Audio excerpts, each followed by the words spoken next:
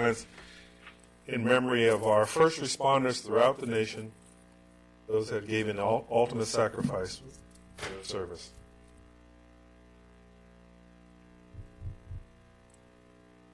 Thank you.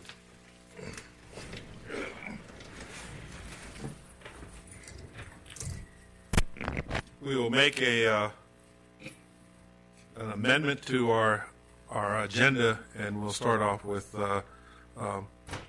Ms. Wendy Peters and Entourage. There's so many of you.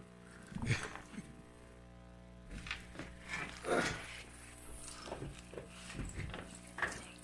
evening.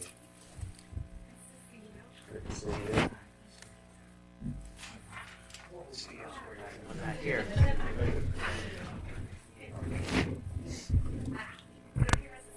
Oh, yeah, please. Wherever you'd like.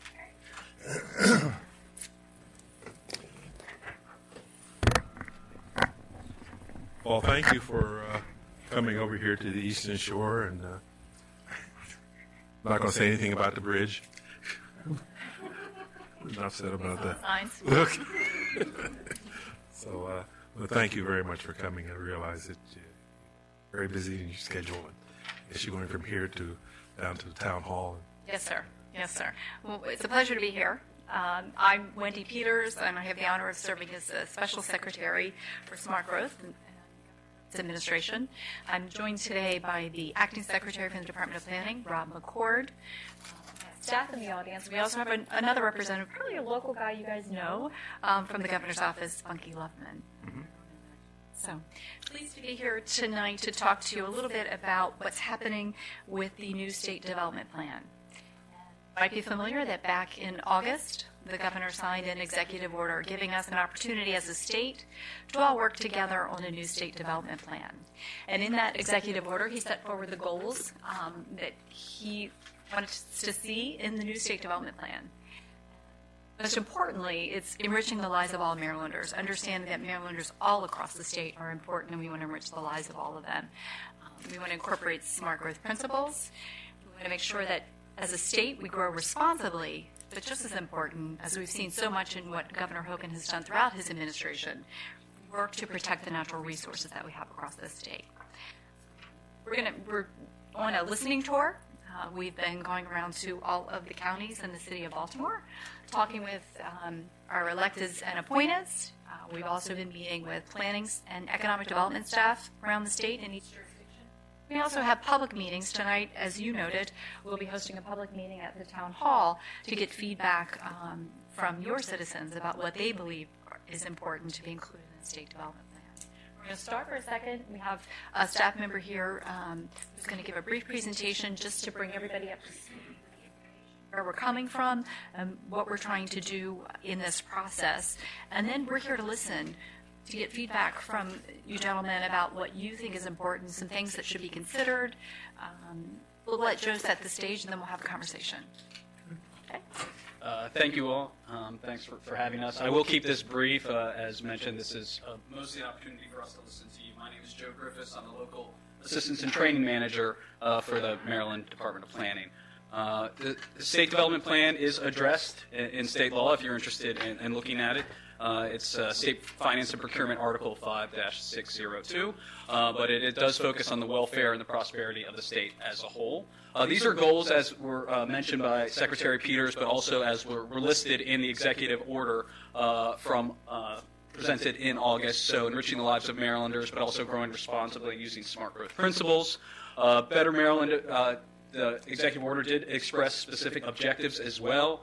So supporting existing communities, creating quality places, placemaking, but also preserving natural and historic resources throughout the state. But a big one is also data to support local jurisdictional decisions.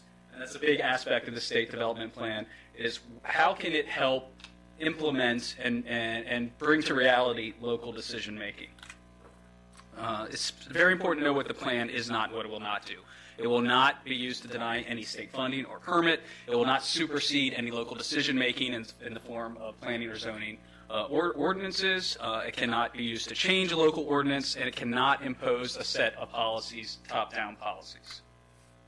So we are here, and we have been going to different counties. We started on the edge, we're moving in, but all 23 counties and Baltimore City to connect with local governments, the public, and staff members to find out about how state development plan can best support those local decision-making processes.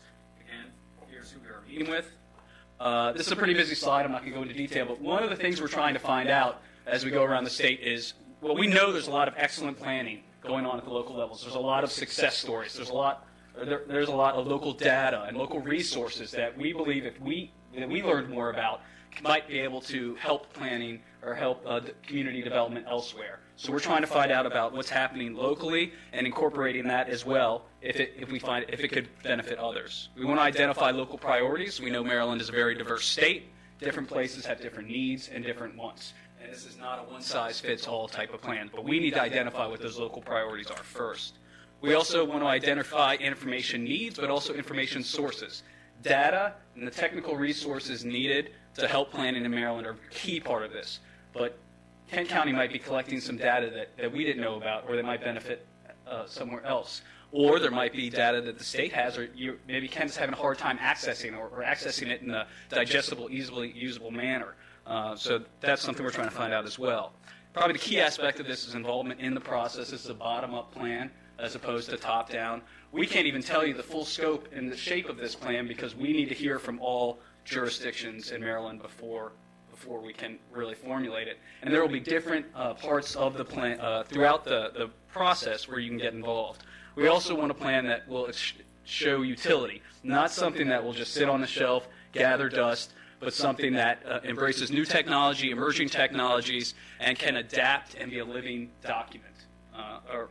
And live online, just continue to evolve utility. Here's a very general overview of the process. Right now we're in the listening sessions this spring.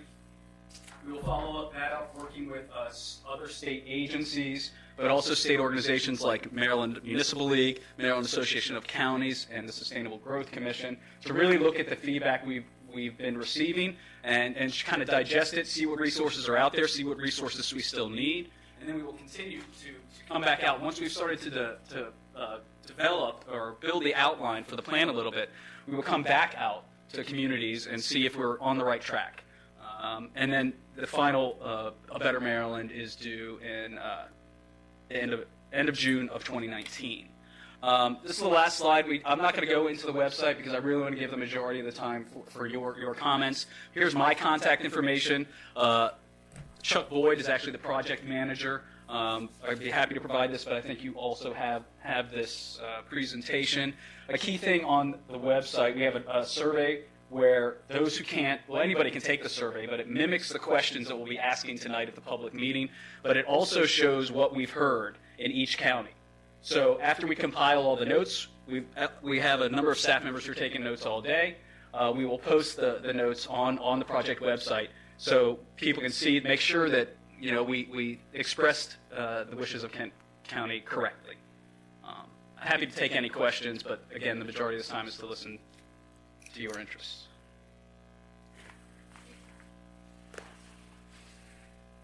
Well, thank you very much. That was a very succinct presentation. One of the things that this county is, other than knowing that we're the smallest county in the state and all of those other things, we're kind of I'm not saying we're unique, but we have really some special circumstance here. Of the almost 20,000 citizens, people that we have here in our county, I think the general sentiment is, cliche, it ain't broke, don't fix it, so to speak. Most of the citizens, residents here are very happy with the way the county is. We make micro changes as necessary to meet the times. For example, we've invested a significant amount of county resources into internet access here that we're building out. It was ironic that now the governor decided that he wants to help the rest of the state to do the same thing, and we've already put that investment in before. We also have a situation where our primary industry and resource here is agriculture. You know, farming is not a hobby here; it's a livelihood. We value that. So when we get some pressures from other jurisdictions, and mostly for most folks here know Middletown, I'll say that as far as development is concerned, we're kind of resistant to that. We also have some other challenges, and our planning director and staff can cover that, and that those areas that are been designated for commercial development have some challenges because mostly along the 301 corridor, there are also wetlands. So it makes it really difficult for that. Enough said that as far as resources the county has to target growth and change, and every jurisdiction, and not only in Maryland but in the country, preaches economic development. We do too. We don't have the same resources as many other jurisdictions in Maryland have, but when you look at economic development in a jurisdiction, we're competing with everyone else for the same thing. Okay, Apple and Hewlett Packard are not going to come to Kent County. Okay? I mean, no matter what kind of infrastructure, internet infrastructure we have, that's not going to happen. But when we have a business that is already here that increases their workforce by 1, 2, 3, or 4, or 5 people, that's a big win for us. Okay? Same as a company coming here with that type. They don't have to be huge. Those are big wins for us. So we are our economic development coordinator has been tasked to seek, I would say, low-hanging fruit to help those who are here, those who want to come here, to find a niche and to grow. We have found that I know it's old news, but the One Maryland plan was unfortunately well thought of as far as ideas are concerned, but as Joe said, it's not one size fits all, and we're very, very, very unique as far as that is concerned. When I was campaigning years ago for this office, I would say that Kent County is like the mythical Shangri-La. Okay? And this is a very, very special place. I've lived all over the country. This is a very, very special place. So I realize that Queen Anne's County to the south have their issues. People come across 5301 and head on toward the beach, which is fine. And the north of us is Cecil County, and people go 95 and heading up north. They don't come here. This is a destination, okay?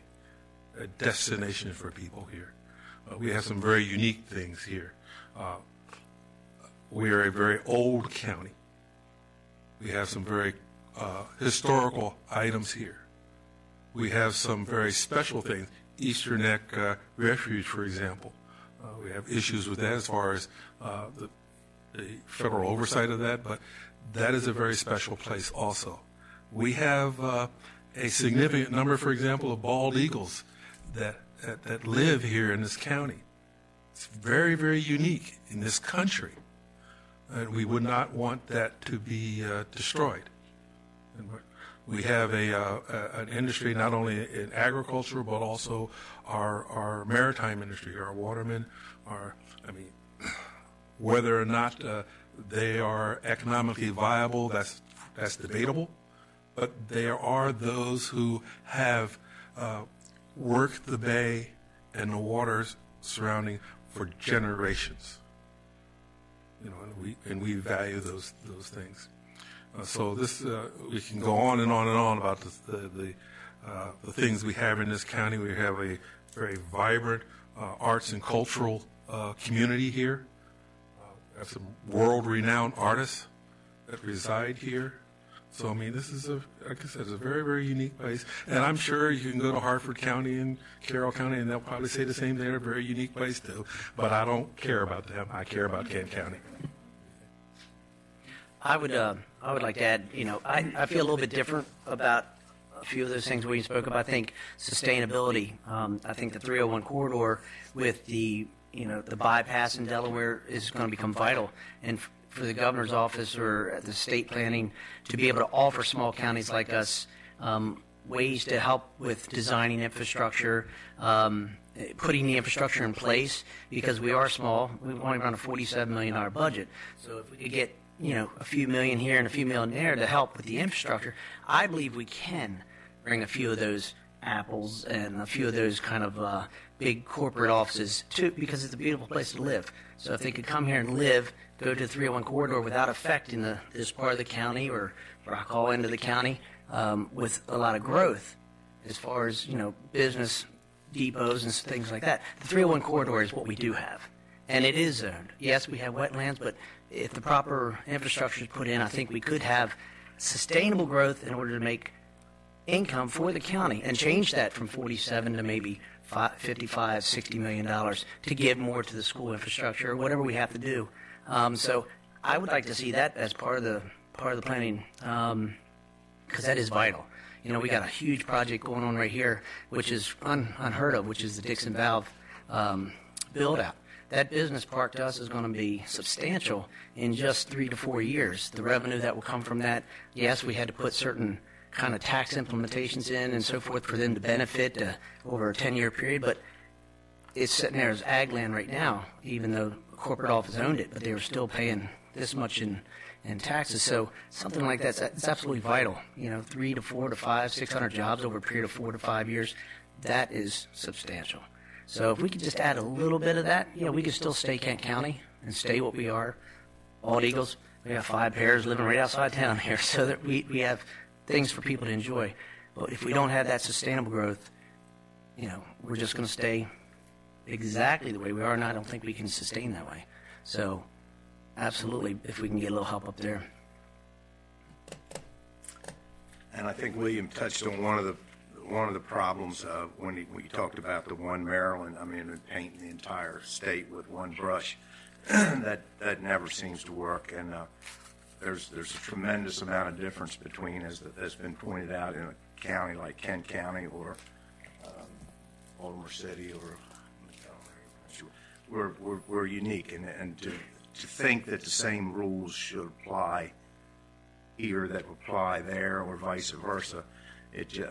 We have another big industry, which is the marina industry, and we'll probably never live long enough ever to see another marina built from scratch with all the environmental issues and stuff. So the ones that we have, it would be nice if they had the flexibility to try to make the very best out of what they got. And some of these things where they tie your hands for environmental reasons become obstacles from time to time, especially with, we about 80 or 80% of the land mass, I think, is in Kent County is agriculture. So we do a great job of holding down on growth and not having sprawl all over Kent County. So when we have an issue that could really help, there should be a little bit of flexibility in that force. I tell you what would really be a great exercise. I'd like to sit down with our planning director, who's in the audience, Amy Murdoch, and I know that she's always confronted with little things that tend to drive people crazy when they're building a house or improving their property or something. And there's always these little niches that pop up, and you say, that can't be right, but it is right. And I'd like for us to be able to sit down, list some of them, and maybe send them to you and see what you can do with them. That I think would go a long ways to making life a little better for everybody. We don't want you to get the impression that Kent County wants to stay in the 15th, 16th, 17th, 18th century. Our population is still the same. Well, it's still the same, yeah. Well, In the Civil War, we had 17,000 people. Now we have 20,000. Explosive growth. But the idea is that we also embrace technology here. We were, if I remember correctly, we were the first county to actually embrace solar power on a large scale. Pretty much all our solar arrays we have here now pay for our wastewater treatment plants and their operation. Already told you about our attempt to build out internet infrastructure here. So those are lots of things that we want to embrace. We did have some issues as far as wind-driven energy, windmills. There's a lot of reasons for that. One of the things that wind is a really difficult concept in the mid-Atlantic region because you don't have the prevailing winds on shore. But when you have some developers who want to put up a 500 or 600 windmill, many of our citizens found that very objectionable, primarily because it just doesn't fit here. But we have our ordinances that allow for all kinds of technology like that. We do embrace that. If you go to some parts of our county with your cell phone, I'm sure everyone here has a cell phone, hope you can get a signal. Okay? So we do have issues here. And because of our lack of population density, the cell carriers are not encouraged to low-hanging fruit is in the urban areas. They can get more bang for the buck, and that's an issue. This is why we've invested about $6 million. $6 million in building out an internet infrastructure here. We're doing this primarily to connect governmental offices. However, if a private carrier wants to do the last half mile, not the last mile, they can. So we're encouraging them to do that, and that's difficult. So we're not like an ostrich with our head stuck in the sand. But and it's given us the ability to work on a smart city plan as far as we get a provider in here perhaps now to do the routers to go through the towns to make them function. So your phone does work down here between the brick buildings. All our different municipalities, the infrastructure we put in now, beaches, we can lay out all the internet or fiber that they want with banding and let them work on the beach now. You know, we're able to do that because of the fiber that we put in for county access. So now we can use all of our sites and do that to bring more, maybe entice more people to be able to come here and settle on our beach, which again, 2.5 years ago was number one beach. Right. So, a little plug. Right. So it works out. But yeah, you guys are on the right path. You know, main thing is not holding us back, helping us. It was that smart growth that they were doing in the state of Maryland just to cluster people, and Queen Anne's was one of them, just to get people to live in one central spot after that happened. It harmed a lot of small counties like us, you know, so cutting that loose last year was really nice. one of the things that you part of the planning process is infrastructure we have here is water and sewer. Unlike those on the other side of the bay, we don't have type of population density that makes a water and sewer project that efficient. Okay. So our six systems we have here are very, very expensive, as you know, with a very small user base. Okay. But yet we still have that same responsibility as any other jurisdiction as far as what nutrients and pollutions we put into our tributaries in the bay. So we try to do what we can. We have obviously a lot of septic systems here. They all cannot be served with a public system at all. It's just not practical or reasonable. So we're going to have some challenges there. We have challenges in meeting our requirements. Is it called TMDLs? TMDLs, okay. Whip.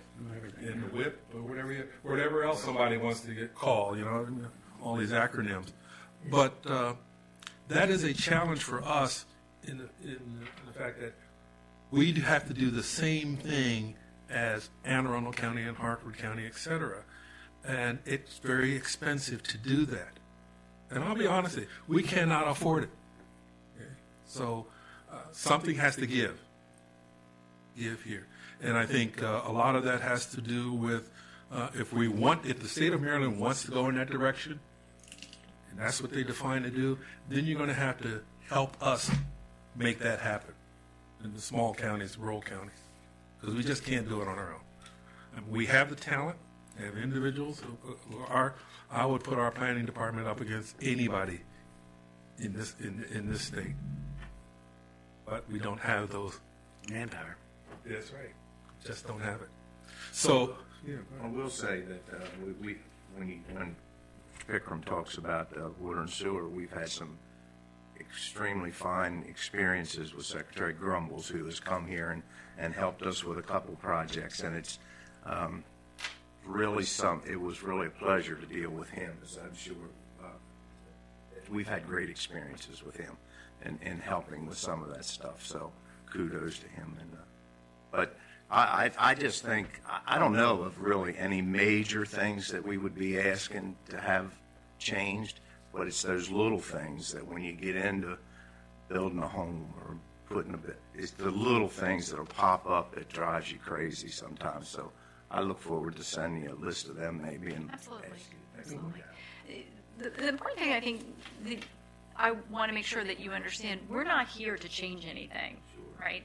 We're here to provide assistance. For number one, to listen, of course, but to hear what we can, whether it's technical assistance, we hear all over the place funding, of course. Everybody, there are always going to be funding issues. But we had an opportunity to work together with regard to Dixon Valve. We pulled together a bunch of state agencies and sat around the table and talked about how we can, make it work, and with the different agencies and coordinate, a package. And hats off to your county planning staff and your county economic development staff, because they did a wonderful job in number one, working with us, and then number two, actually getting results for you. So.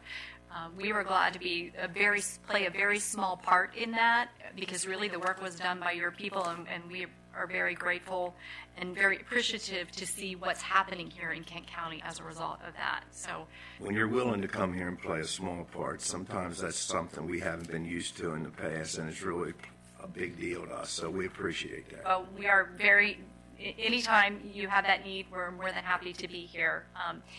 The governor has always recognized that one size does not fit all, and we've operated at the Department of Planning certainly with that understanding, and we'll continue in that regard. And as we move forward with this plan, we will make sure that that is an integral piece in understanding that one size does not fit all, and we understand that. Well, if he can deregulate as much as he can in this next year, it'd be really good. Wow. That's another comment we'll be happy to take back. All regulation is not bad. No, you're right. And the thing that I think that you have seen in this administration is really a focus on results, right? There is some regulation that's important because we want clean air, we want clean water, we want safe communities, right? But at the same time, are we going to be focused on effort, or are we going to be focused on results? And it's really important that with the limited resources that we have, that we're working toward a real result, not just to be able to say, oh, we spent this much money on whatever. So, we are focused on those things as well as we move forward. Different than in the past. It was more looking at the effort, see what I've done or tried to do, rather than what you have done. We do appreciate it. Yes, well, we're happy to play another small part in that too. What I would like to leave you with is just, if you do have a chance, please go to our website, abetter.maryland.gov. I would ask everybody listening, we want to hear from people. If you can't attend our meeting tonight, we have some great feedback here. We'll take it back. But also thoughts. On our website. Yeah, we would love that if you could share that. That would be great. But thank you very much for coming, and we feel it, and we do appreciate not necessarily the approval process of our comprehensive plan, but guidance. Sure, absolutely. We're happy to do that. Anything we can do. We view each of our jurisdictions and their leaders our partner, and together we're all working for a better Maryland. Absolutely. And if we don't do it right, we won't be sitting here. All right. We appreciate you making the time for us. You have been across the state for Lower Eastern Shore. I've been in your chamber before. I use the same metaphor. It's not a sheet that one size fits all. It's a quilt built where every piece is unique. Every piece is important. Absolutely. That's how we look at it, and we want to make sure it seems together right. Make sure we're not going to. Absolutely. Thank you. Thank you. Thank you for your time. Thank you very much. It's nice to see you. Thank you.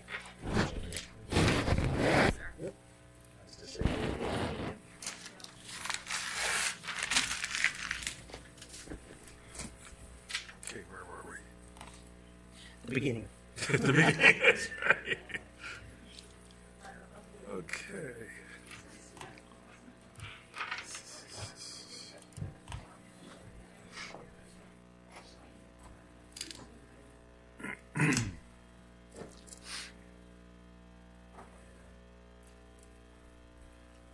Okay.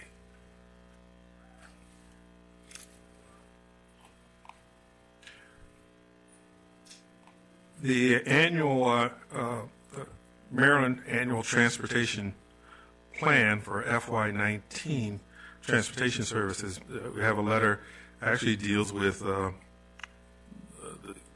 organization that provides a lot of our public transportation here. Delmarva Community Services application to the FY19 Annual Transportation Plan, and they want any comments anyone may have on that proposed plan. A public hearing will be conducted on this plan. In Kent County at the Kent County Public Library on February 19th at 10 a.m., 10 to 11 a.m. Anyone would like to participate in that.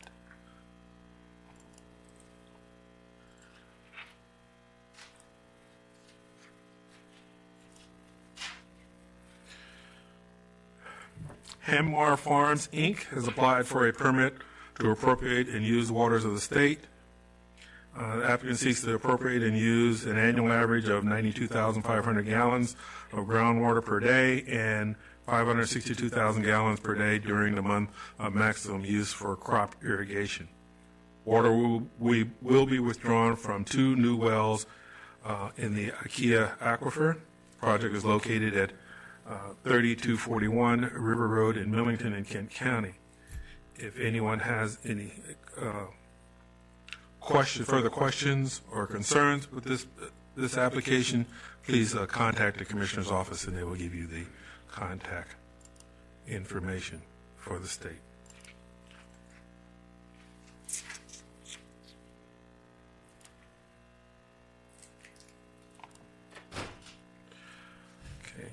The Maryland Department of Transportation State's Report on Transportation Funding for 2018 is available began on January 17th. In a continuing effort to conserve paper and reduce costs, all the documents are available online, and they may be seen at www.ctp.maryland.gov.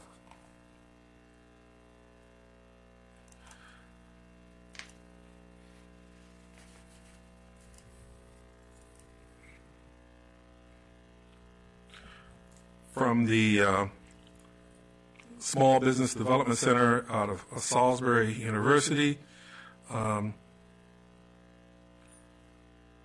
which is located at the Purdue School of Business in Salisbury. They continue to provide great service to the citizens of Kent County and the surrounding counties and areas.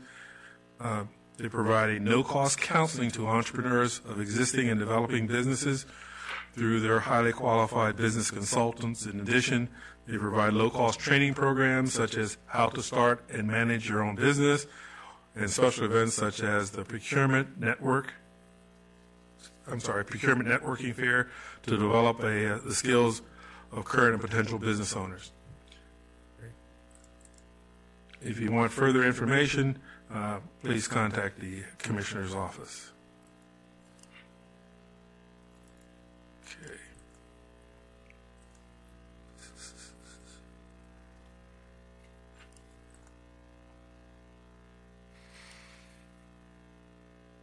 On January 17th of this year, Devon Boone, General Manager of Osprey Point, Inc., trading as the Inn at Osprey Point, submitted a request to remove Jessica Elburn from their license. Mr. Boone was notified that Ms. Elburn was a Kent County qualifier and a suitable replacement is required. Okay.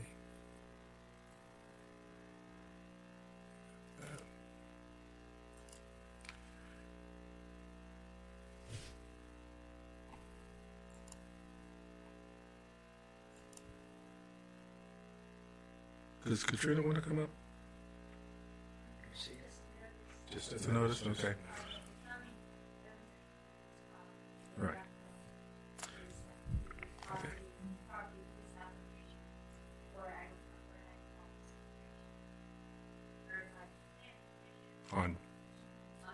On Thursday at 1:30. So this is the Jones Farming LLC. Okay. We have two sets of minutes from January 16th. So moved. Second. Probably move in second. The aforementioned minutes be approved as submitted. All those in favor say aye. Motion is carried unanimously. We have a raffle permit from the community food pantry, and this is for a combining gaming permit. It's a 50-50 and an auction. It's held at 200 Spring Avenue in Chestertown on Saturday, February 10th of this year at noon. In addition, we have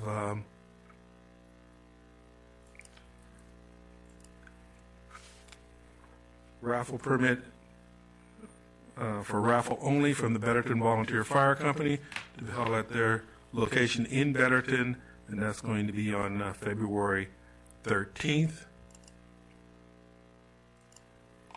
And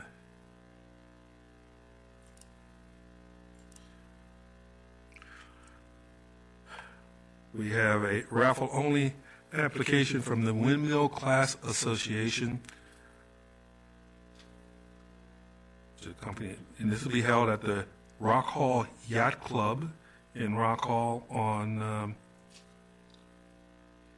they'll be selling the raffles from now until July 20th, with the raffle drawing on July 20th.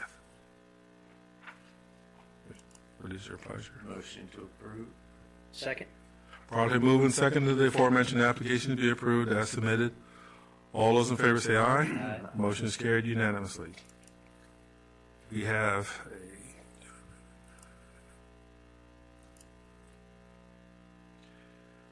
a special Class C license request for beer and wine from the Community Food Pantry. This is for their Mardi Gras style event fundraiser, which will be held in Chestertown on February 10th. Since this is an application for a liquor license, it requires a public hearing. Anyone have any comments for or against the aforementioned application? Hearing none. Second. Probably moving the second, the aforementioned application be approved as submitted. All those in favor say aye. Aye. Motion is carried unanimously. Ms. Amy Mordak, our Director of Planning, Housing, and Zoning.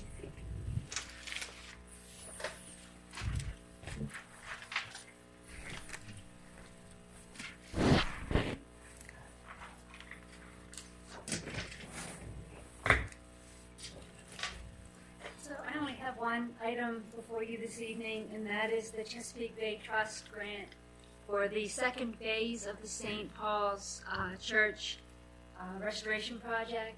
In phase 1, which was a trust fund grant, they completed a construction project on the upstream of an eroding stream bank. And they're looking for funding now through the Chesapeake Bay Trust program for the planning of the final phase.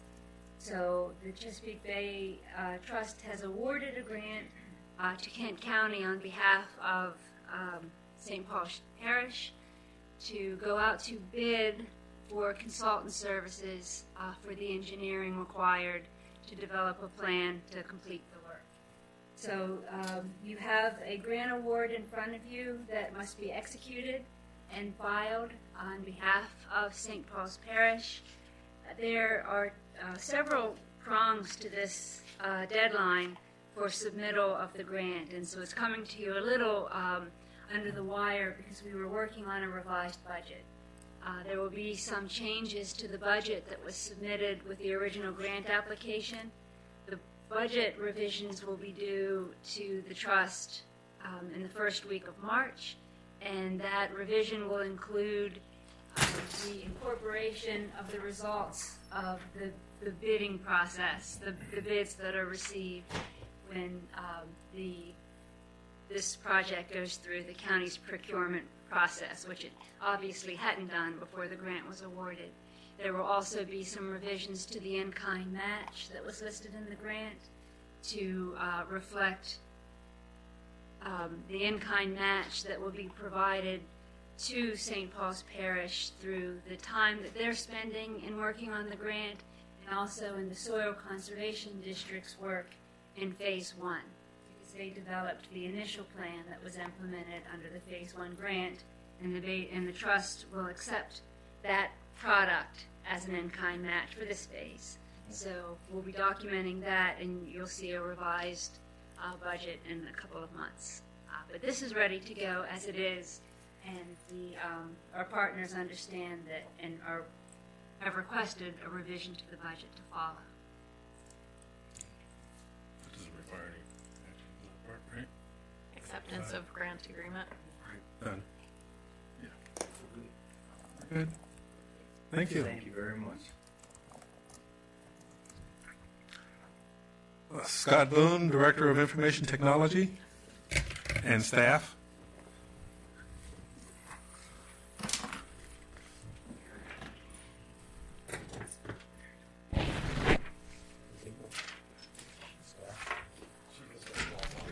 Sir.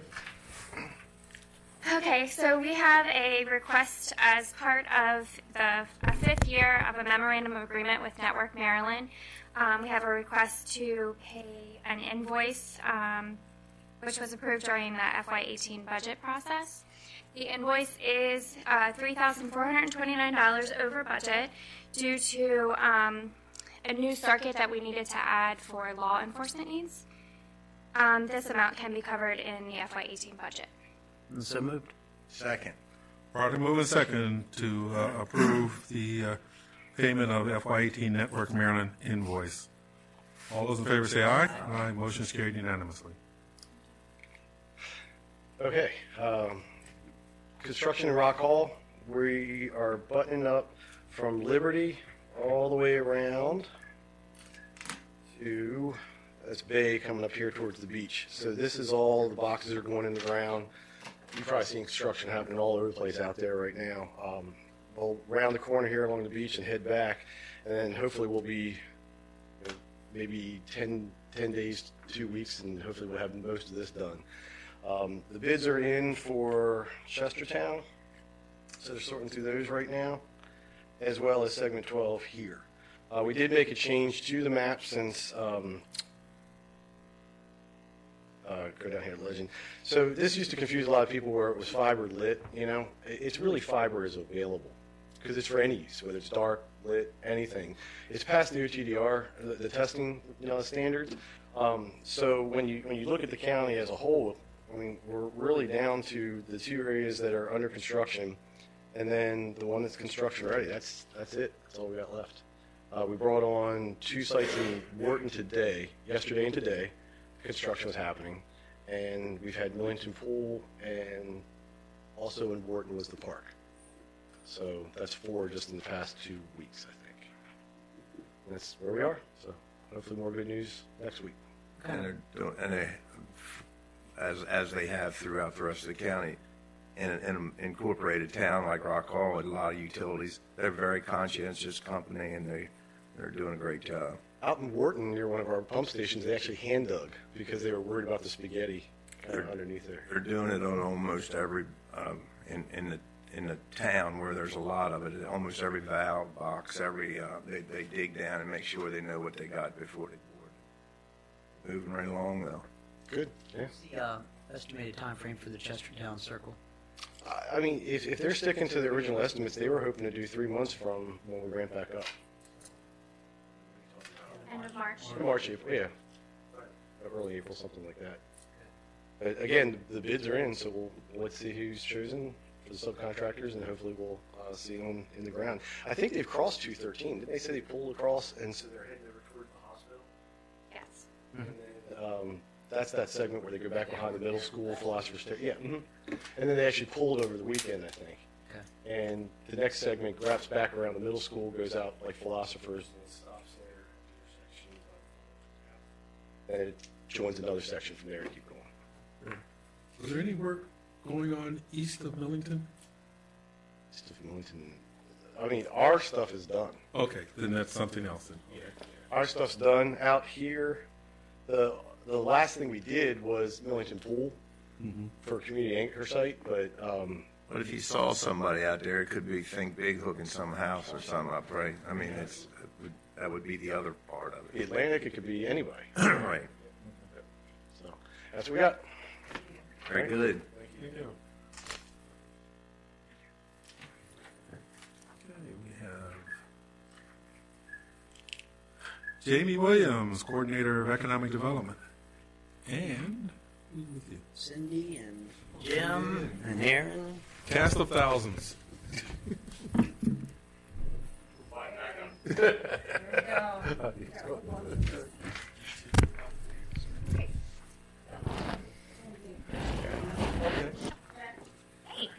I'm gonna. All right, I'm just gonna let these.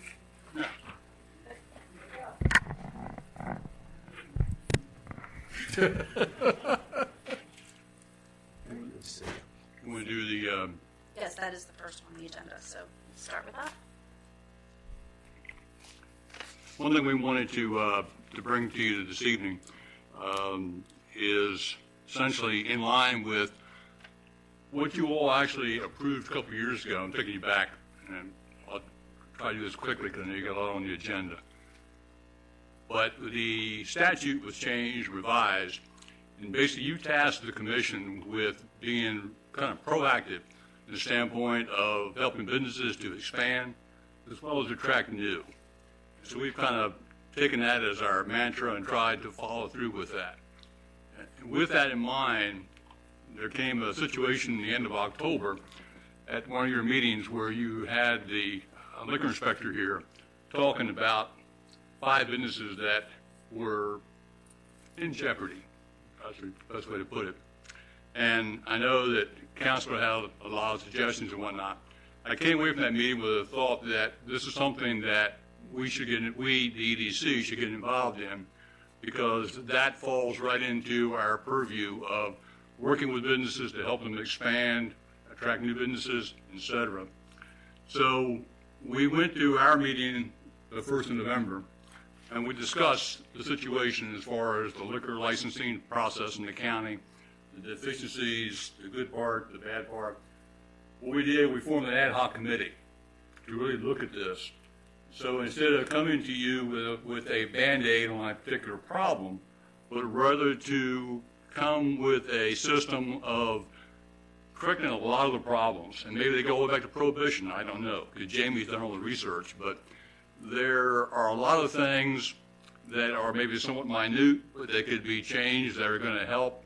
And certainly there are new proposals that we believe that can help streamline the system, and also can let everyone know, when I say everyone, that's the practitioners out there, be whether they are a restaurant, be whether they're a packaged goods store, be whether they're a distillery or a craft brewery, because that's the new thing right now. You're seeing a lot of that going on.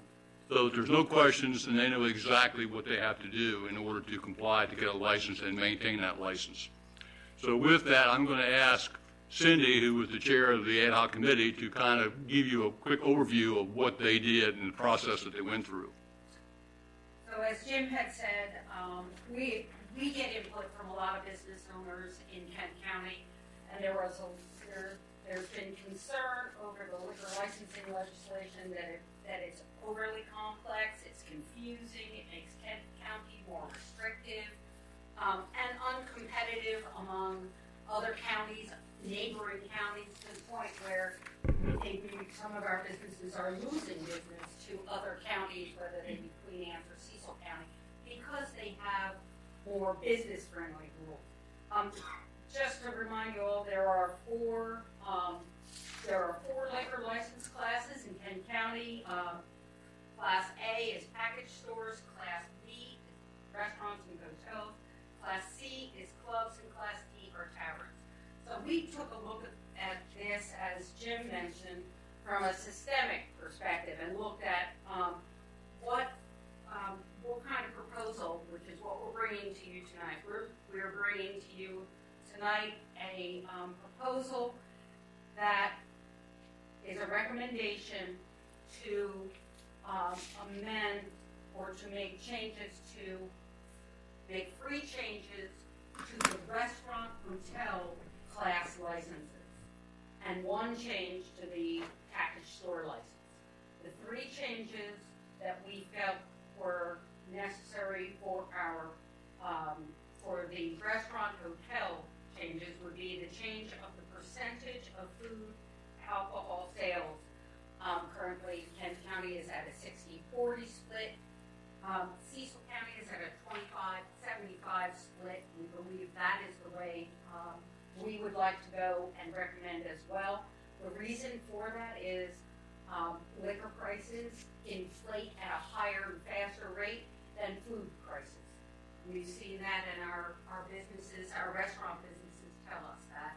So we feel that this will help us and our businesses be more competitive in the area. Isn't that contrary to the annotated code at 25%? Well, actually, the code in the state of Maryland says that the counties can impose whatever type of legislation and restriction they want on their license. I think it says my read of it is the county or the state code has a default provision where it says 50%. Then Kent County has a special provision in the state code where it's 60%. So it's state law that says 60%. So my opinion is that because the Kent County 60% is put in the state code, to change that, we need state legislation, which I believe is your intent, that what you're proposing is a state bill put in.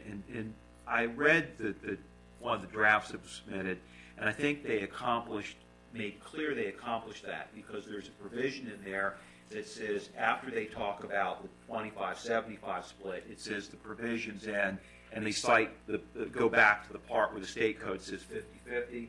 This does not apply to Kent County. So I think that would take any ambiguity out of it, because the concern that I would have is if you did something less than 50% and you had that 50% in conflict. But I think you address that by saying the 50% provision no longer applies to Kent County. Right. We pulled language right from Cecil County's section, so something that the state has approved before. And we have legislation in now to change it from 60-40 to 50-50. Correct. The legislation in there now deletes the special provision for 60-40, so it would default to 50-50. Technically, I think we could set it by regulation differently, but my read of that is, unless we change the state code, I have concerns that if we just did it and created a lesser than 50% standard for food, I think there could be some issues with the state code. So I think to accomplish that, if you want to go less than 50%, doing it the way they propose, which is the way Cecil County has it, would work, in my opinion. Okay, that's consistent with our proposal. Right. I guess the question for the commissioners is, what percentage do you want? Do you believe that 25% is appropriate? That would be a policy decision that you would need to consider. And I had just had a discussion with Delegate Jacobs just a couple of days ago, and he said what it would take would just, because we already have that language or that bill going through legislature, that we would have just put some type of an amendment on it and let it follow that legislation. I'll be the voice of the business community for a moment, and for some of these, let's call them non-traditional restaurants, so our distilleries that serve food. Peter Francho has spoken extensively on the desire to attract more breweries into the state and whatnot, and even my business at the Wine and Cheese Shop, we serve food, we serve small portions of food, and a group of people may come in and buy small portions of food to enjoy, but they also pick up a $40 or $50 bottle of wine to enjoy among 4 people. So if you're purchasing a $10 appetizer to share and a $40 or $50 bottle of wine, or a group of cocktails, or a flight of craft beer, it makes it almost impossible to meet those alcohol percentages. And the entire time that I've been county commissioner, it's always been a struggle to meet this 60-40, and we've watched it throughout the years. I don't, right off the top of my head, I don't know what the right number is, but I know 60 is not the right number, and it should certainly be. I would agree going below 60. I don't know what the right number is for Kent County, but and business owners like Jen, her situation is illustrative of exactly why we're thinking that the 50% rule is also going to impose difficulties on businesses like hers. Small plates, and people eating appetizers as opposed to large meals. That's the way of the future, and those types of businesses will always struggle to hit that 50%. That's why. Well, I was a long time ago. I think the best we could do, we're constantly going back, changing laws every single year, having to take time to go back to Annapolis to ask for another rule. The more we can do in one fell swoop eliminates that for years. And the fact that businesses are struggling. So if we're going to be pro-business in county, then why would we sit there and do a halfway bill instead of a whole bill? I will also say that the process that we all went through to talk about different types of businesses, and not only different types of businesses that exist here now, but the types of food-based businesses that the community has stated that they want, be it a brewery, be it a raw bar, be it a wine bar of some sort in the community, that we looked at not only what are the businesses that are here now, but what, based on industry trends in food and beverage, might we see in the future. Everything short of shipping was addressed in our various conversations, and we felt very strongly that the 25-75 split proposed would meet 99.9% of businesses that are not only here today, but that we might choose to attract in the future to some smaller destinations. Like I'd point to the development in Rock Hall, right next to Bayside Foods, where there are the small buildings, and there have been a couple of food-based businesses that have opened in there. And there again, there might be a sandwich or something sold, and maybe somebody might sit outside and have a couple of beers with that sandwich. And those are the kinds of businesses that we considered, that we have a lot of micro spaces throughout the county that might not warrant a full restaurant, and how could we put in place different policies that would meet the needs of a more established, larger restaurant, but also some of these smaller spaces that we might be able to attract a new business to. Plus, the industry's changed. When you have a microbrew beer that costs $8.50 for one beer versus a Budweiser that costs $2.50 a beer, Miller Lite. Let's use them all. Let's use them all. A canned beer for $2.50 versus a micro. $50 in a restaurant, even if it is a Budweiser. A micro. Go to Maggie's. Promote that business because we're pro-business. But you sit there and look at the numbers that are changed, because, like you say, that hamburger is still $6 or $5.50 for the average sandwich or whatever, wherever you go. The handcrafted here on the Eastern Shore beverage might be 3 times that. Exactly. That's the point in the whole thing. So if even Mr. Francho wants us to change and start introducing more of these, Mr. Crow has a winery out there. I'm sure if he's not charging $30 a steak, then his wine's a little bit more. So it helps all these. It helps all these industries as this expands. And if that's what we're going to be in the state of Maryland, we might want to change with them.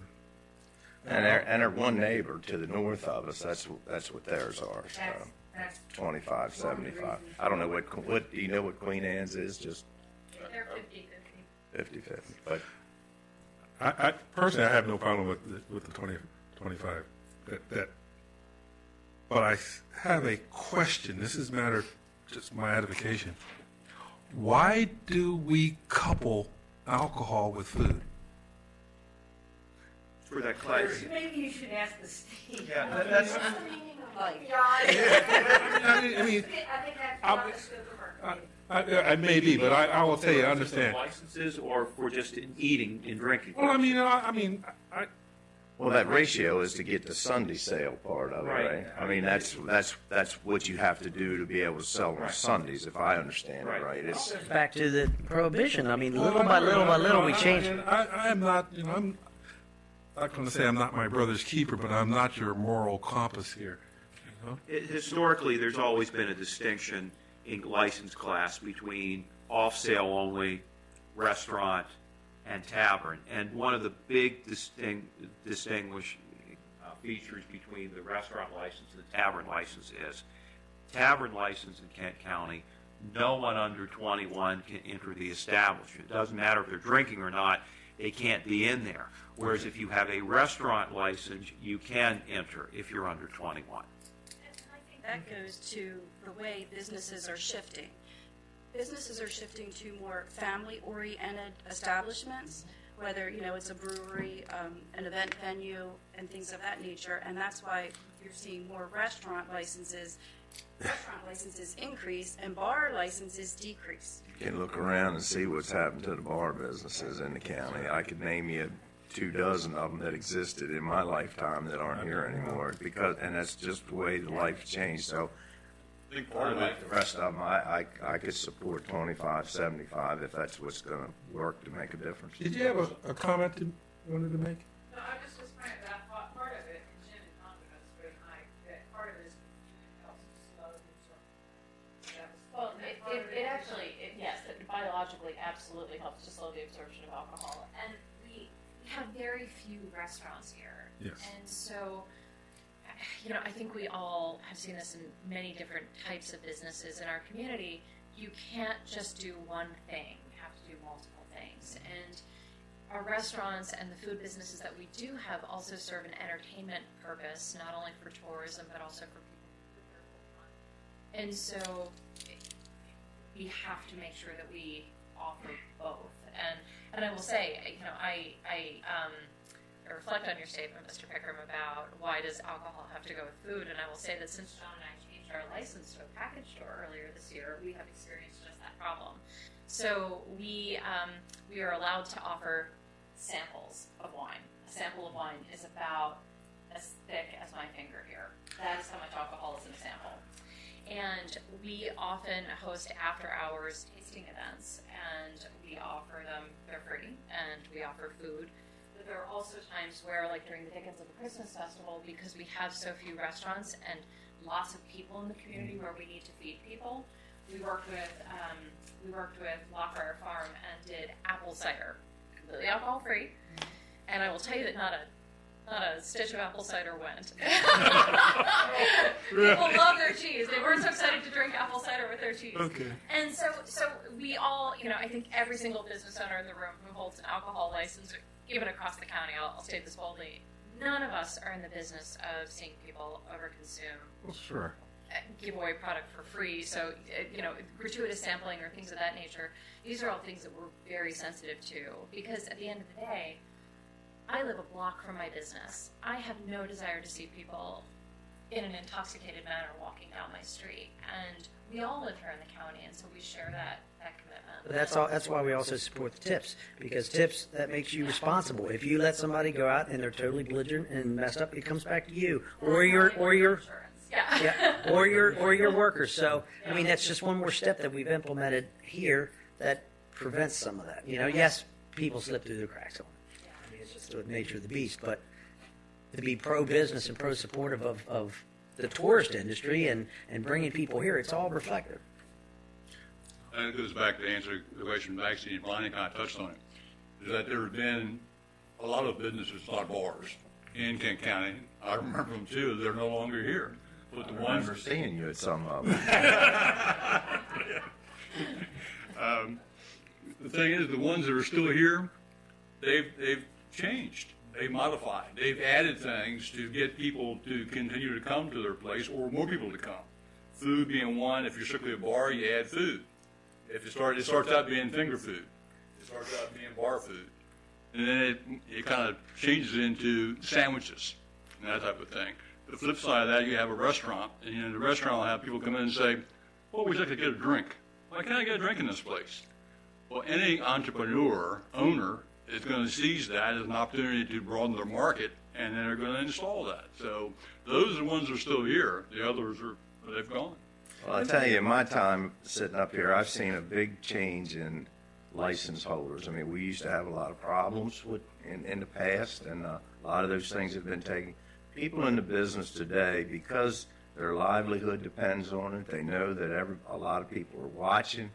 These sting operations that the state police do periodically, as we used to have, I've seen the sting operation take place, and it'd be 10 or 15 people that didn't pass it. Be the audience. Here in the last 5 years or more, you don't see, nobody fails it. People are very conscientious about their business and about what they're doing, what they're selling. So if this is a little way of rewarding the businesses and making their life a little easier, Motion to, Wait a no minute. necessary, go ahead. There are some additional changes if Cindy can I just wanted to, miss anything. there are a total of 4 changes, and I think Jen's comments have tied in with some of the other changes that we are also proposing to remove the special Sunday privilege language, to make hours of operation more consistent across the license types, to reduce the complexity for business owners who are not quite sure, what are my operations on Sunday? What am I allowed to sell? What am I not allowed to sell? So the language we're proposing that we submitted also tries to reduce some of that complexity for business owners and for enforcement personnel. The other is to replace the proper and adequate dining facility wording in the restaurant definition. Right now, it's currently at restaurant is defined as proper and adequate dining room. Dining room. Okay, so Jen already addressed some of the fact that dining rooms are kind of going the way of the bar. You have dining rooms now are open air. They are They're like what we offer, which is outside and around the perimeter of our shop, and maybe a couple of seats inside. change it to dining area or something. Area. So the intent there is that you have to offer adequate food service facilities, and not just like here's a beer. Right. Makes sense. And the last one we think is also very important, and currently it's to add a beer, wine, liquor tasting license to replace currently we have a beer, wine tasting license. It does not allow liquor. What we feel is very important, particularly since we have a distillery, is to add a beer, wine, liquor tasting license, and that license is in addition to a Class A business license that we already have. So it goes to the package store and allows for tasting of liquor.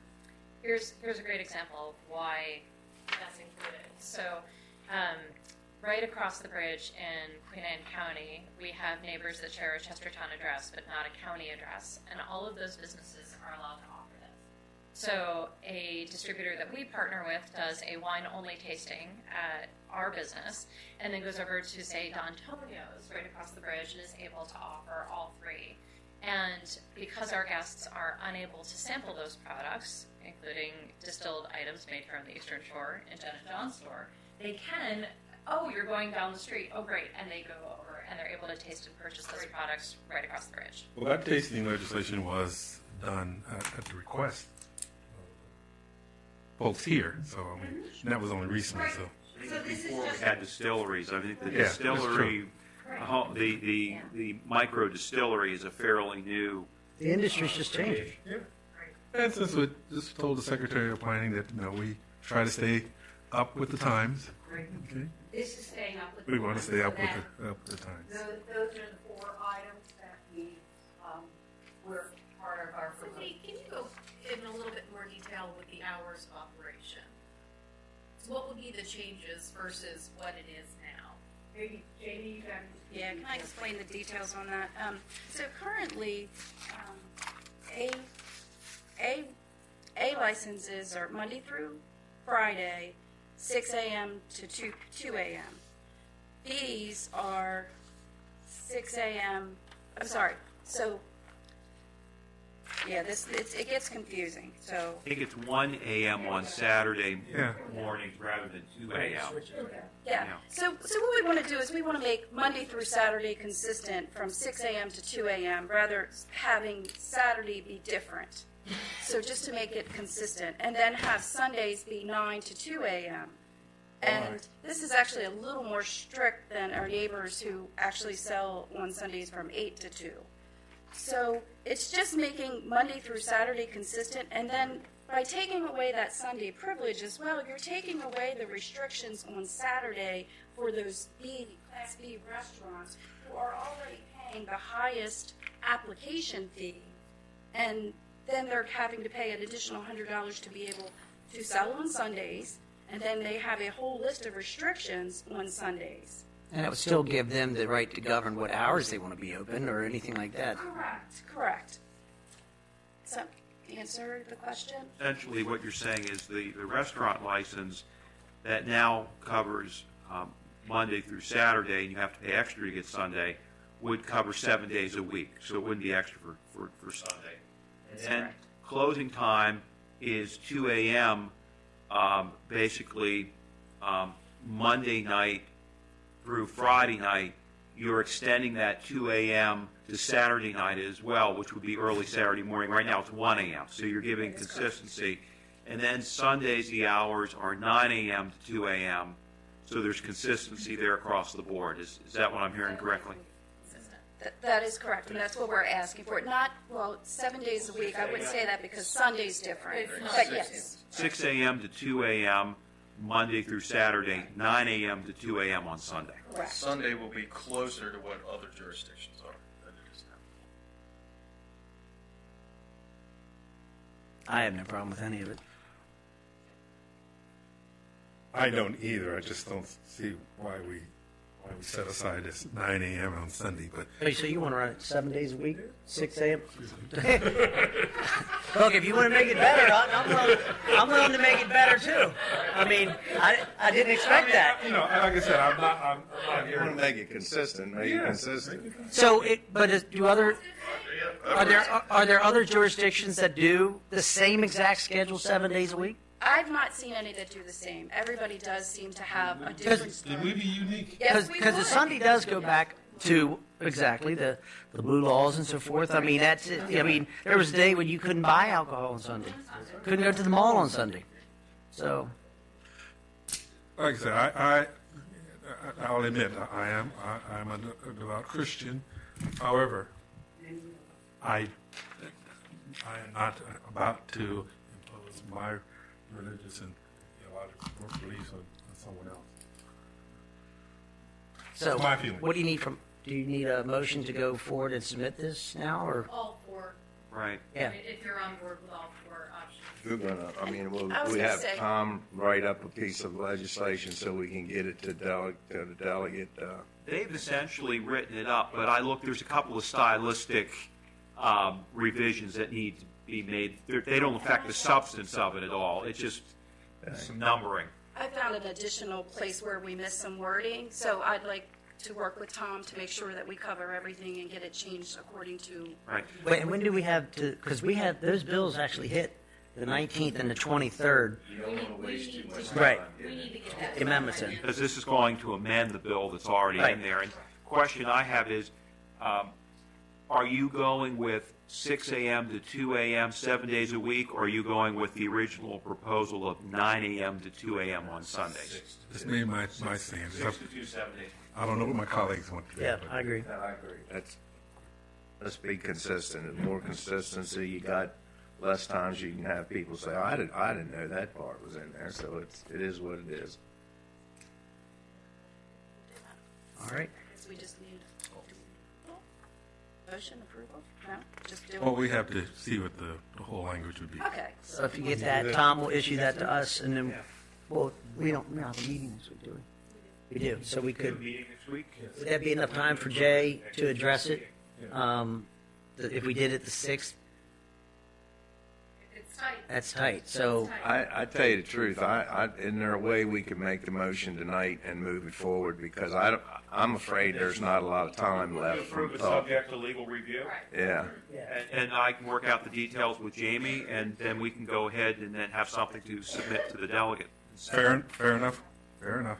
so, motion to move proposed legislative amendment through on, our alcohol, beverage license As discussed. with attorney approval. Is that correct? Sounds fine to me. Yeah. Probably moving second to move this legislation forward. As stated, all those in favor say aye. Aye. Motion is carried unanimously. Thank you, gentlemen. I'll wait for Sunday when I have to listen to my pastor. I'll bring you some apple cider. We'll vouch Not for you. left over, right?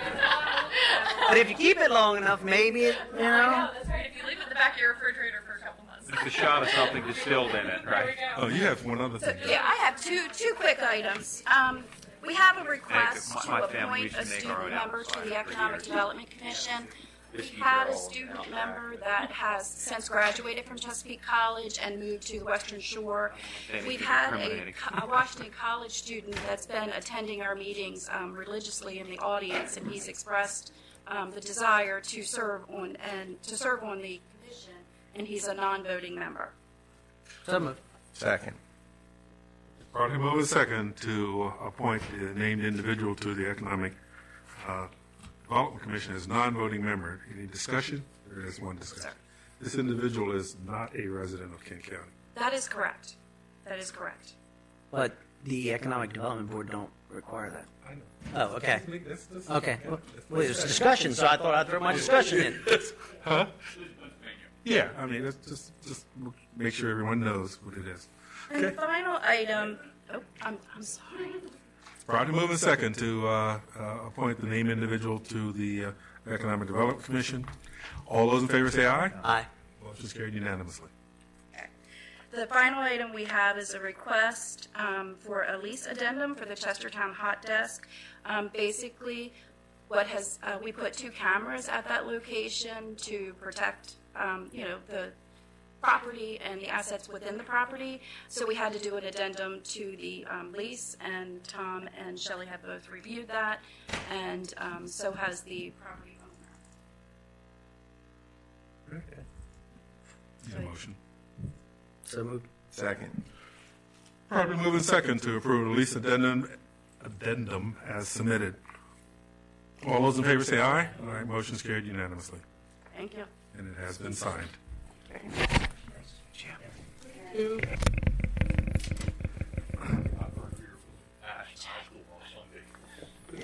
After I the board, saw did he? you in there. I meant to say, Yeah, they I do. saw It's you in pretty those cool. bars as I was driving by. I wasn't in. I got you. Still out there. I wonder how they drink it. Yes, ma'am. Okay, there are 2 other legislative initiatives that have been floating around, and right now would be a good time to talk about them and see if you'd like to move forward with one or both of them. One would be to tie the sheriff's pay to the state's attorney's pay, a certain percentage of the state's attorney's pay. Caroline County is moving forward with legislation. Other various counties Can the state do similar? Right now in annotated code, the sheriff's pay is a set fixed pay.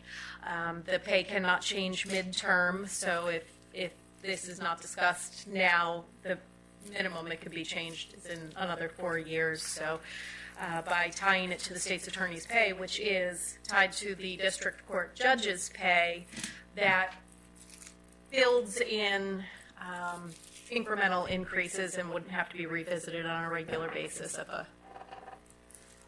by you.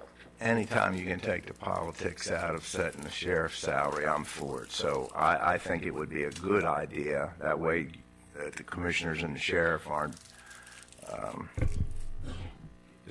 having to discuss salaries, because we don't discuss the state's attorney, and it is what it is, and everybody knows going in. I think it would be fine myself. Do most jurisdictions do this, you said? It's a mixed bag. Yeah, I have no problem with it. Either. Nice if it wasn't for Buck, if he wins again, but we'll have to do what we have to do.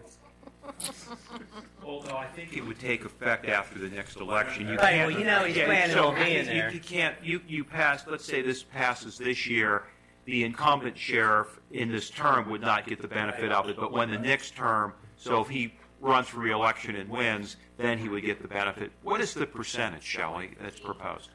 It's 80 district court judge to state's attorney, and then what Caroline County did was 80% of state's attorney to sheriff. Sure. And it would be about $5,000 difference to where it's at now. As of right now, what we pay the sheriff versus if this were implemented today, it's roughly a $5,000 increase. It's in the ballpark of what the current salary is, and then it ought to, if the district court judge gets an increase in pay, assuming the state's attorney's statute doesn't change, the sheriff gets an increase in pay. And that means it doesn't come before you unless somebody wants to change the formula. Right. I really think that the sheriff's pay as an elected official should be come before the county commissioners as it is now. I really do. I mean, I think it, and that's not, and I hope none of this board would look at that as a punitive nature at all. But I think it should be. That's what folks elected us for. Is there a motion? Yeah, a motion to support moving legislation forward to. I like it. I like it. I'm going to second that. Okay. Probably move a second to have legislation to tie the sheriff's compensation similar to that of the state's attorney. Okay. And similar to what Caroline County, they're the ones that's. They have proposed legislation going back through. to legislation. So What the motion would be is you would support legislation to make the sheriff's pay 80% of the state's attorney's pay. That's I think what the bill is, 80% of the state's attorney's pay. That's what he said. Okay. All those in favor say aye. All opposed, nay. Motion is carried 2-1. Okay, and there's one other item that has been discussed and brought forth, and that is the building code on buildings that were initially built for animals and livestock and various farm activities for agribusinesses. So there are some counties that have lesser restrictions on those buildings than, say, a building that's being built to be a restaurant or some other type of commercial building. Well, it looks like the state of Maryland's going and turning agribusiness as a tourist. I mean, what'd you say, 90% ag? Looks like we might have a few buildings out there that could be put to work. So I have no problem with that either.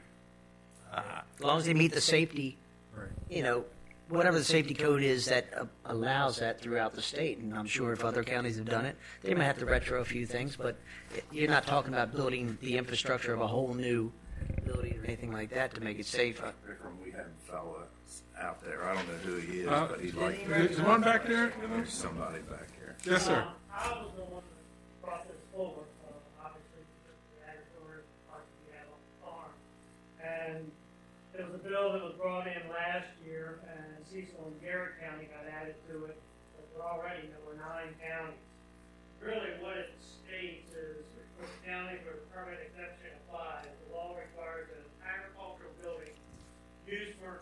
agritourism shall be structurally sound and in good repair, but do not comply with the requirement for bathrooms, sprinkler systems, and elevators, or any other requirement of the standards of the building code. So, in our case, we were looking, we have a big equipment shed that's wide open on one side, and 2 years ago, we had a wedding that we had scheduled all for outside in the rain. We moved it in there.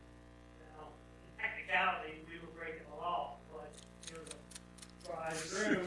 When you get married, I don't think they want to be having a screen. You've admitted your guilt, so that's an easy fine to hand out. This just basically cleans up so that if any building can be used for that agritourism type event, it's allowed by law. Like I said, it's already in place for 11 other counties. Well, and I do agree with that. I think those things that we can do to help our agribusinesses. So it's not a hobby. And there's one thing that you should discuss so that we know what to tell the delegation that you're supporting, and that is there are several counties that this is in effect for buildings of 50 people or fewer. Cecil and Garrett have taken it one step further and said 200 people. 50 people probably wouldn't have helped Roy in his situation with that wedding, so. Well, you're right. I mean, No, I mean, this case was 200's a lot. Obviously, you don't like going back again for laws like this. Well, the size of the facility is actually going to determine how many people you put in it. So it's, 200 may not fit in every place, and so I would have no problem in going with the lenient of the two, going with the 200. I mean, that's what's in place, and it's easy to identify what the change we're trying to make. Motion.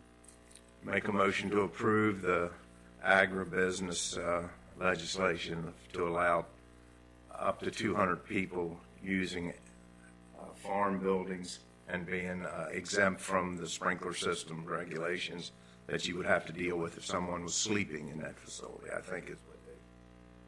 And it's also dealing with elevators and bathrooms. EDA. Garrett County? Garrett and Cecil have the 200. So basically adopt Yes. Garrett and Cecil's regulation. Yes. Piggyback on Cecil and Garrett's legislation. Second. Partly moving second to adopt the legislation that Garrett and Cecil County are doing. All those in favor say aye. Aye. Motion's carried unanimously. And you do know if Horizon Dairy comes in here and they say they want 1,000 people, we're in deep trouble. Yeah, I know they can. Yeah. And I think the fire marshal will have something to say too. That's right. One other item that isn't listed on here, but it's been an item that's been discussed at a few other meetings, and an official vote needs to be made for mileage for a contractor to and from place of work. So I'll make the motion that we approve the mileage for a contractor. It's on the county's payroll. Second? Not exactly county's payroll, just the contractor. Contractor, excuse me. Properly moving second to approve the payment of mileage to county contractor in this particular case. All those discussion? Any? I'll discuss. Will this apply to any contractor in the future of doing business with Kent County? Or is this? I think the intent is dealing with consulting services. And I would say this is a very specific example. This is not a general blanket statement or approval. So they will have to come back each time a consultant's hired and have the same. True. Usually we have a contract that's set up with very specific requirements, and this particular contractor does not have a contract per se that was signed. Okay. Been properly moved and second. All those in favor say aye. Opposed? Aye. Motion is carried 2-1. Given to us on December 31st, 2014, Talbot Bank, or Shore United Bank is what we know it as now. And this was a requirement for performing energy efficiency repairs to 5 dwellings in Kent County under the Kent County Clean Energy Management Program. So moved. Second. Properly moved and second to release Talbot Bank irrevocable letter of credit. Amount of $25,000. All those in favor say aye. Motion is carried unanimously. I have one thing when you're done. Okay. Do you want me to report out, or do you want to jump in? Let me do this now, and then you can report. Delegate Jacobs contacted me yesterday, and, you know, we've had all this talk and hoopla about this, about the Bay Bridge. He has drafted a piece of legislation, basically saying Kent County doesn't want a Bay Bridge coming to Kent County. This, you know, would probably be something hard to get past, but it would give people in the county an opportunity to go to Annapolis and voice their opinions. He said he's had it drawn up, and but he's not going to drop the bill unless we would like to have it done. He'd like to do it at our direction. I'm not sure that we'll get it passed, but like I said, it would give people an opportunity to go there, voice their opinions. If a group of Kent County people want to go over there and speak to this issue before some of the legislation, that would open the door for us. So I told him I would bring it here tonight and see if my colleagues wanted to have this piece of legislation dropped, and if we do, he'll do it right away. It essentially just restricts the bridge from coming to Kent Yeah, County. that's what it said. Basically, Kent County making a statement that we don't want a bridge coming to Kent County. Hell yeah. Yeah, and also, even though there would be opposition from other jurisdictions to I think Kent County should stand up and be counted. Yeah. Well, that's what I told him. I would bring it here, and I was agreeable with it. And we're also getting, as we reported the other day, we're also hearing that the bill in the Senate Finance Office, our committee that Billy and I went over and testified for the other day. There's a real strong feeling that it's not going to ever get out of committee. So that's another plus for Kent County. So I will relay the message to him to go ahead and let it go at the Kent County's commissioner's direction. All right? Yep. Thank you. Okay, a few report out items for you this evening. The first is we had a request for dredging needs in Kent County, so we did draft a letter coordinated with Environmental Operations and Public Works Department to find out exactly what our dredging needs were, and that was forwarded to our federal delegation. We have submitted at your direction 2 letters of support, one for the Orphans Court judges compensation and the other for the initial alcohol beverage. Back up. That letter for the Rockall Harbor Channel, it only went to the senatorial staff. There's one that went to Congressman Van Hollen's office as well. Okay. How about Representative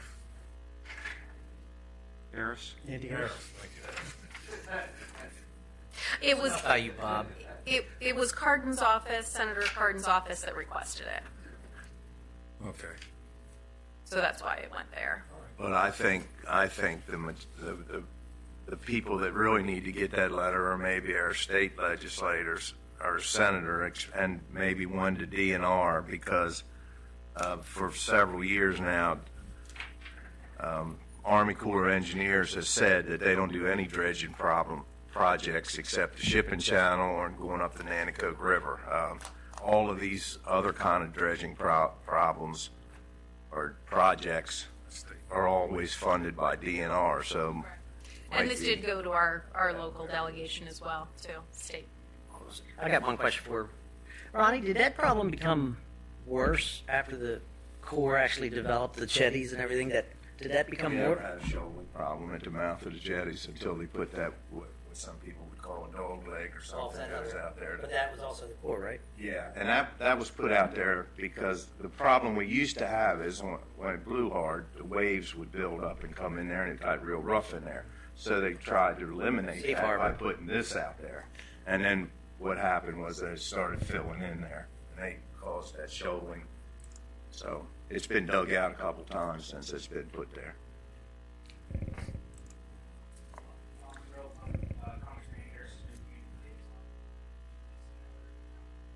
Absolutely. Sure. Thank you. And the DNR. And DNR. Absolutely. 2 letters of support were submitted at your direction, Orphans Court Judges Compensation and the Alcohol Beverages Sales in Restaurants, and that was the initial way that we had discussed. So that will be amended based on tonight's discussion. And then a letter of opposition for Senate Bill 34, Chesapeake Bay Bridge Crossing, that Commissioner Fithian just mentioned. And that's all I have for you. You have anything? Not a thing. All done. Any? We're missing. What happened to our other guy? Anything from the news media?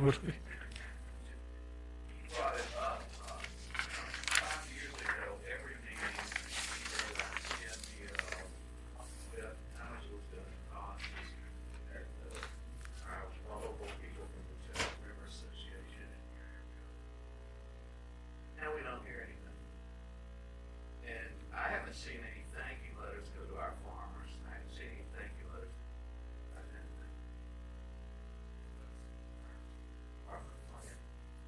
What are these people doing over there now? Nobody's doing any GMDL testing. The water out it, still on the creek, Sharon Creek, and wind like we've had. It's crystal clear.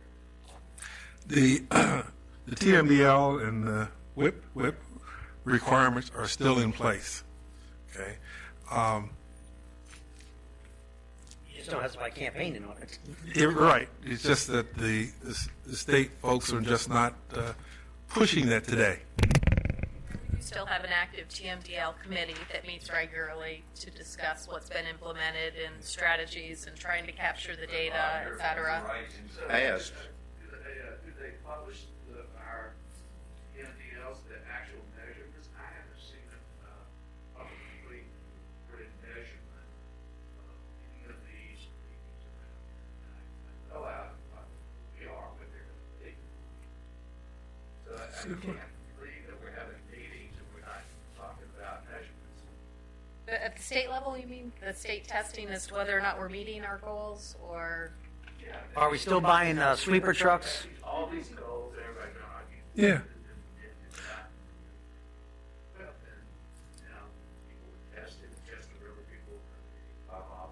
I thought those would be. They were published before. I know Chester River publishes various readings. They were publishing, but then all of a sudden it stopped. Yeah. You don't see it. I haven't heard it for 3.5 years. Listen, maybe 5 years ago, we thought we were going to have to. I mean, it was a big deal, and everybody was scared to death of those things. It was going. I mean, some counties had. I believe Ayers was like an $80 million investment we were going to have to make. That's all gone by the wayside since they found out they made all these mistakes in calibrating the Conwingo Dam and all those things. They said it had trapping capacity for years, and you find out it's full. Now they hired dredgers. I mean, it's all of that kind of stuff. It's all changed in the last 5 years. You're exactly right. I'm not suggesting we put up a rock and put what's mine rather than this. No, it's. Yeah. Still, you would think all of this has come up times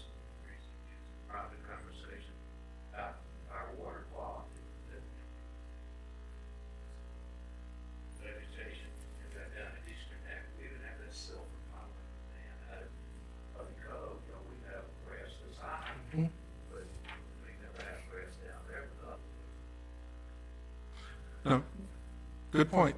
Good point. But I don't think we're going to stir the pot. So to speak. Literally.